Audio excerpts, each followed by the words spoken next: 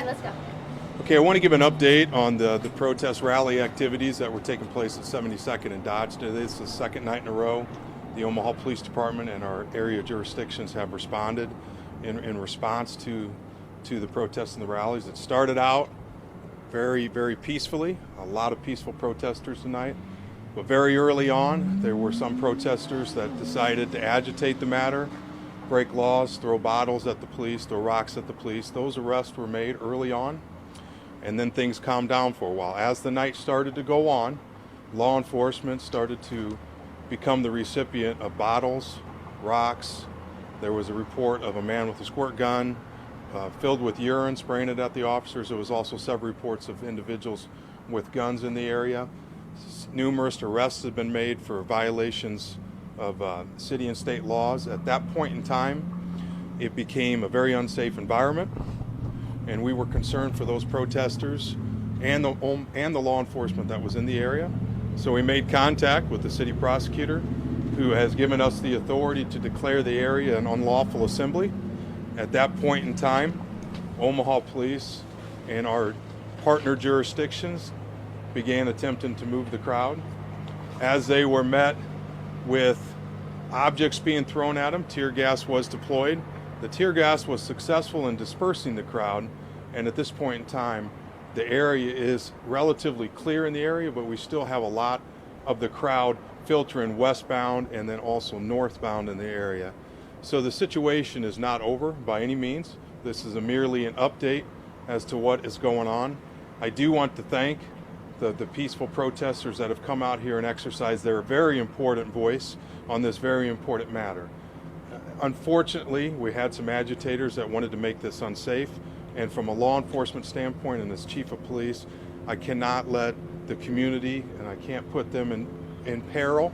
I can't put my officers in peril. And at that point in time, we really needed to declare this an unlawful assembly, and that's what was done. So that is the update where we're at right now. I'd be happy to take a few questions before I head back to the command post. Was there anything besides the tear gas? I know that Ashley and I felt like there might have been a few maybe pellets or something like that.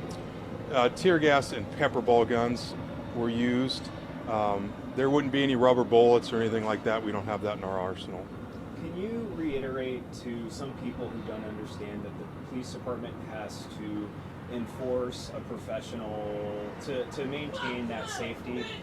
Can you help people understand that you guys have to react when demonstrators cross a line and jeopardize safety? Our desire was to be here for everybody's peaceful expression. We understand the importance of that. And even if the expression is negatively towards us, that's fine. But when things become unlawful, dangerous, and safety has been compromised, we have a duty, and it is an onus on law enforcement to protect the public. And once that became apparent with this rally protest tonight, that's when it was declared an unlawful assembly based on a totality of circumstances with approval from our city prosecutor to do that.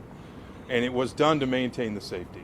If we had allowed it to go on, the issues that I just described would have picked up in intensity, and that's why that decision was made. What do you fear the consequences would be if the police weren't here to intervene and help ensure safety?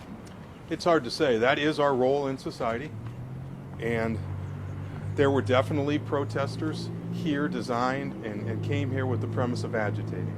I really hate that, because we had a lot of protesters that were here peacefully, and it kind of ruined it for everybody.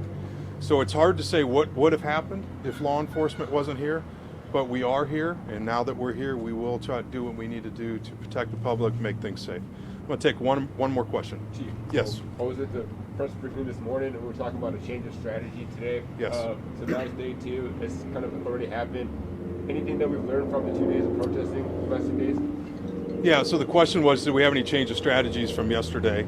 We did. If you notice, there's water barriers in the middle of the medians. That's designed to keep that traffic lane free, and that was helpful to us from a strategic standpoint of controlling the crowd and keeping it safe. There is obviously going to be an analysis of what took place here tonight, because we want to learn from what we do, see if we can make it better. I do want to appeal to to the public, please don't come down to this area right now. We just want to make sure Omaha has a safe night, a safe Saturday night, a safe weekend. I understand tension is high all across the country, but it's not going to help matters if somebody gets hurt. Okay, we want that voice to be heard, and we don't want to distract from the message. And anytime people get hurt or there's a strong potential that gets hurt, the message just gets distracted.